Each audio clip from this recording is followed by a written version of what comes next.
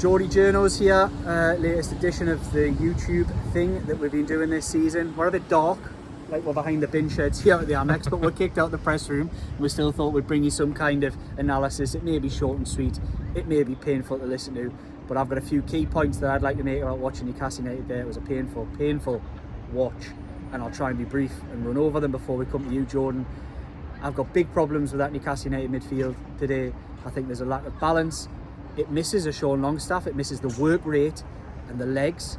The heavy lifting work done by Sean Longstaff has disappeared at that midfield. I think it's problematic. For me, Bruno Mars and Joe Linton didn't look anywhere near fit enough today. I thought they were slow and sluggish across that midfield three. I think the balance up front is off, and I think the shift at the back is problematic as well, and that's just going on some of the tactical changes. I think one of my biggest, I've written an analysis piece for, it feels like the team got darker here, Jordan. I've written an analysis piece for Newcastle World tomorrow, and one of the key things that I've picked up upon is Newcastle United. Eddie Howe made a big decision about left back last season. He made the decision that he didn't believe Matt Targett was the man to play left back and put Dan Burn in there. Today, Matt Targett got a chance, and they've just probably agreed to spend £28 million on a left back who isn't fit enough to play. Now, one of the big problems I've got with Newcastle United summer business, easy to say it now when it's all closed and done, is that they've tried to future-proof themselves. I don't believe Newcastle United have got the luxury to future-proof themselves yet. They need something for the here and now. And for me, that here and now has slightly been overlooked in signing Lewis Hall, who could be a fantastic footballer, and in particular Tino Livramento, who I just don't see where the games are going to come, given that Kieran Trippier is very reluctant to give up any game time. So yeah, that's my key problems. I think Sandro Tonali is a fantastic footballer. Technically, don't get me wrong, I think he's technically much better than Sean Longstaff, and I love Sean Longstaff. I think he's great, but doesn't give you anywhere near the legs. He was the best of the three today, but it wasn't a great performance. Bruno was very sluggish today, very sluggish, and Joe Linton didn't really look fit. Anthony Gordon had a poor game, but was arguably the only threat that Newcastle United had largely. Alexander Isak, you could tell, I turned to you after 10 minutes and said, he's on one a bit today, isn't he? And he missed two key chances, and just his touch at times was poor. And I mean, he grew into it and looked a little bit more threatening. And of course, Newcastle got that goal through Callum Wilson. But yeah, I think for me, in summing up the whole performance, there is something missing. And it's hard to criticise too much, but 3 defeats in 4 is bad. It's a bad start of the season, no matter the opposition. We expected better than this, and so we should expect better than this. Tough opposition. But it just feels like something isn't quite right with this team and the balance of it and the way they're playing. You made an amazing point. I don't want to steal your... Am I going to steal your thunder? No, go for it. You said to me, your turn, I thought was perfect. You went, last season's team beats this team hands down. And I think that's exactly right. What they've lost for me is just...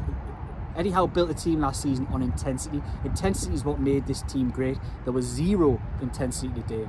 Brighton's manager, much like Jurgen Klopp last week and Pep Guardiola the week previous, outthought and outmanoeuvred Newcastle United's strengths and the midfield. Is that a problem? Is this team a little bit predictable, a little bit one-dimensional? I'm no coach, I'm no manager. That's for Eddie Howe to find out. That's why we're standing in the darkness here, and he's probably in a lovely lit coach on the way to an airport. But yeah, I think there are problems, and I'm worried.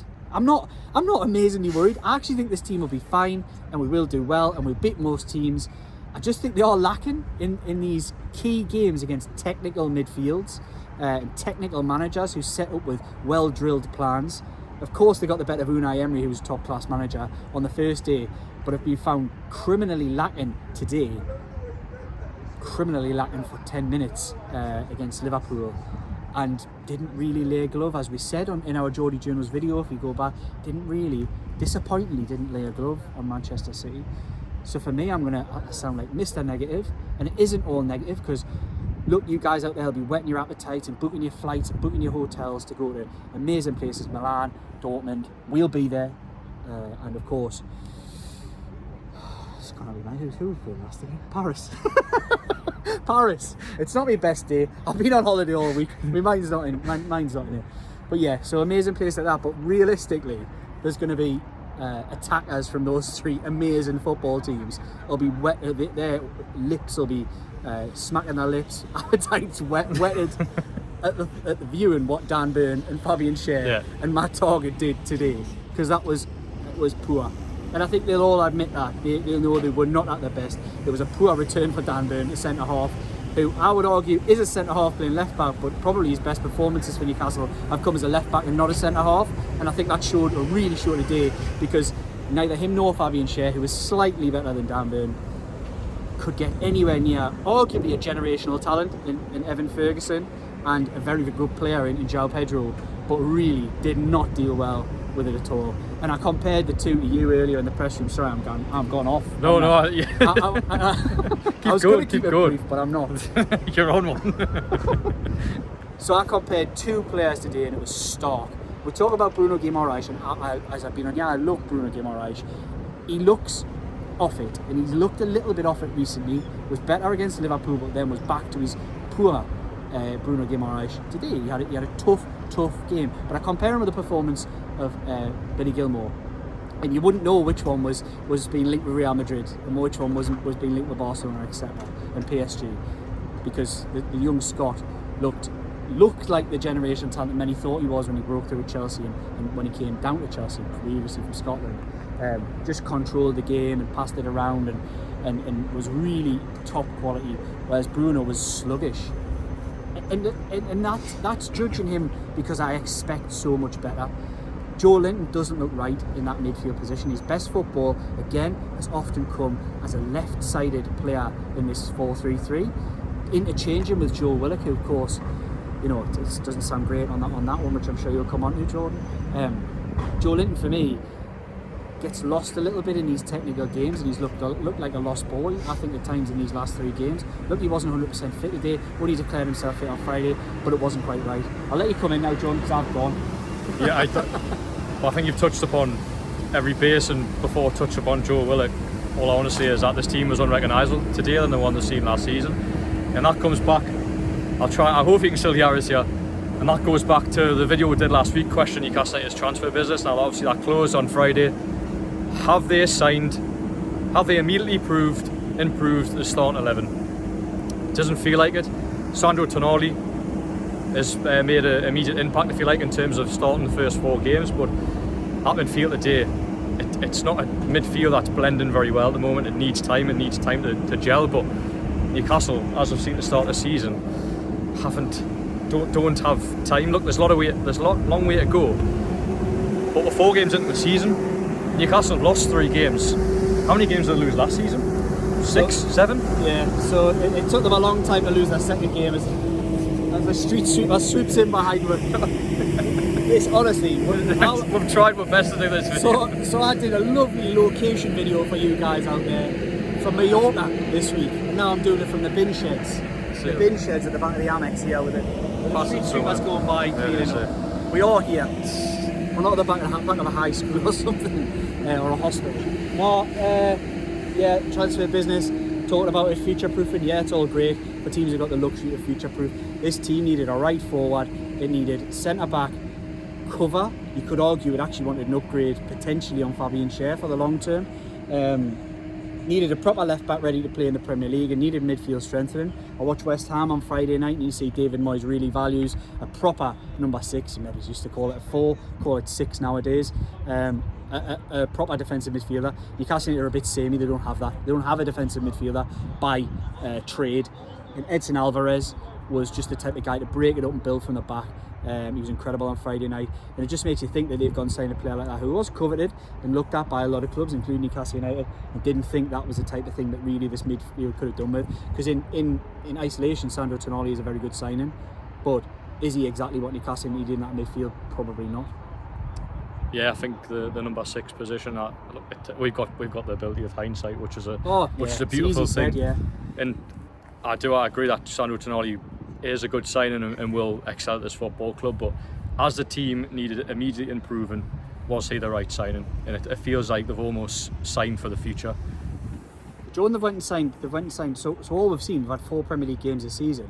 there's only one player out of the 4 that they've signed this summer started.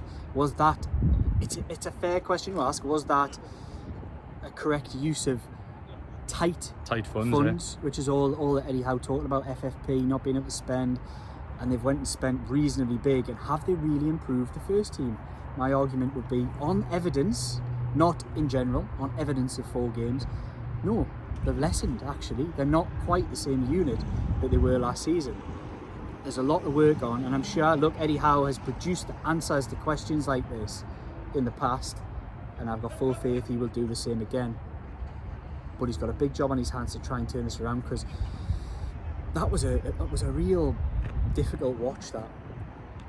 As the last 10 to 15 minutes were a real difficult watch, and longer actually. It was probably from maybe half an hour out against Liverpool that they started to really lose control of that game. But this was like a real continuation of that, and they were dominated from minute 1. If Isak sticks one of those chances away, which he actually should, Anthony Gordon should probably score as well. Yeah. There was a few other opportunities, but that doesn't get away from the fact that had Newcastle United come away with a result today, they wouldn't have deserved one. And Brighton were thoroughly deserved winners.